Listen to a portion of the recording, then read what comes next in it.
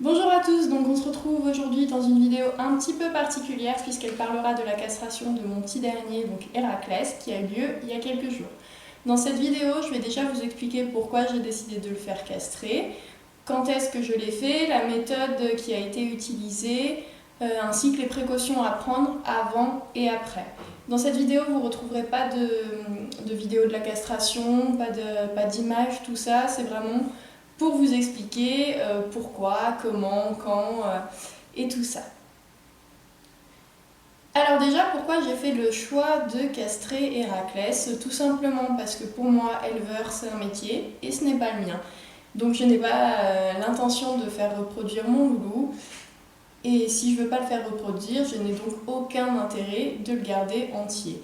Parce que pour lui, ça ne lui apporte que de l'inconfort finalement, et ça peut compliquer la vie. C'est-à-dire que pour l'instant, il est au pré avec mes deux loulous, mais si un jour j'ai besoin de le déplacer, on sait très bien que dans les pensions, c'est un peu plus compliqué pour les entiers, ils n'ont pas forcément une vie en troupeau, ils n'ont pas forcément la vie extérieure dont on rêve et qui est adaptée à eux.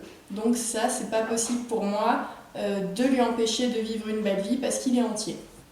Alors, j'ai fait la castration donc là le 30 octobre, c'est-à-dire dans l'automne, qui est à peu près la période idéale parce qu'il y a moins de chaleur et moins de mouches et normalement il n'y a pas encore trop de pluie, de boue, les prés sont encore bien.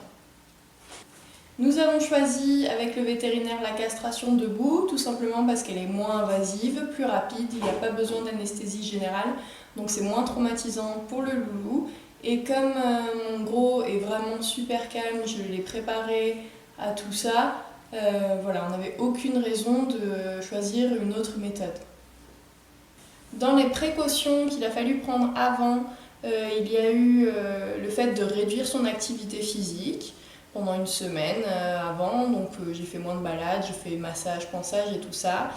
Et il y avait également le mettre à jeun pendant 12 heures avant l'intervention. Donc moi j'ai préféré le mettre au box parce qu'il est plutôt calme en box et parce que j'étais pas sûre qu'il garde le panier toute la nuit. Et ben, s'il n'avait pas gardé le panier toute la nuit, ça aurait pu compromettre l'intervention.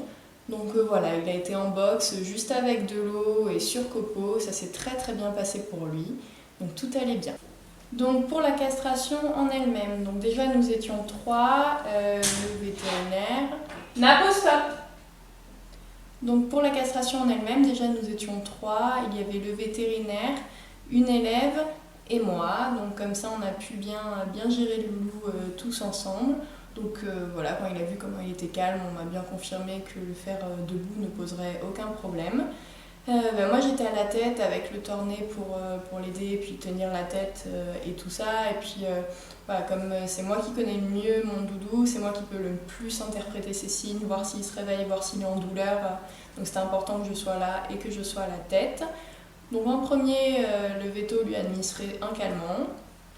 Puis il a fait une anesthésie locale au niveau des testicules pour qu'il ne sente pas la douleur. Donc il a fait 2 petites incisions et ensuite on a mis les pinces pendant 20 minutes pour couper le flux sanguin avant de pouvoir couper. Donc voilà, après il a coupé et voilà, ses testicules étaient au sol. Et c'était terminé en soi, il n'y a pas eu de point de suture après ni rien, on l'a fait en castration ouverte parce que c'est ce qui permet le mieux d'avoir un drainage, d'éviter les œdèmes. Donc bien sûr, il faut bien surveiller que la plaie soit propre, il peut y avoir les petits saignements, mais voilà, bien contrôler ensuite, mais c'est vraiment la solution la plus rapide et la moins invasive. Donc concernant le après déjà, pendant 6 jours il peut y avoir un petit saignement, c'est le cas pour mon loulou, donc la plaie est très propre, pas de problème, ça faut bien contrôler.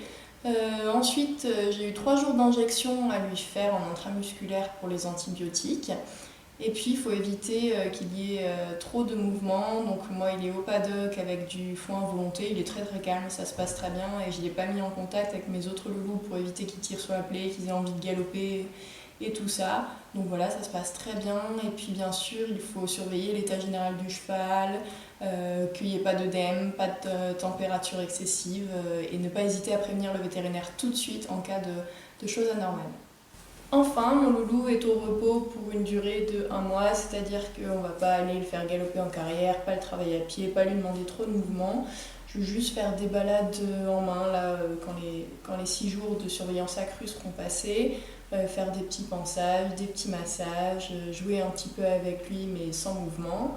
Et voilà, donc j'espère que cette vidéo vous aura plu, vous aura permis d'en savoir un peu plus sur la castration, de répondre à quelques questions que vous pouvez vous poser. Voilà, pour ma part, c'est très bien passé, je continue à le surveiller et je ne regrette absolument pas mon choix.